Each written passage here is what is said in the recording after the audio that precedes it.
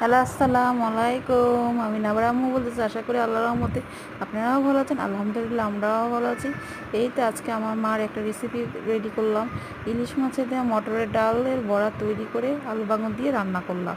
এই তো মটরের ডালের বড়াটা কত ভালো হয়েছে দেখেন তো, ছিদি ছিদি মতন জালি জালির মতন হয়েছে বড়াটা। এই তো তেল, পেঁয়াজ, তেজপাতা দিয়ে আদা রসুন বাটা দিয়ে একটু মশলাটা কষে আলুটি দিয়ে কষে আবার আলু বেগুন দিয়ে দিলাম।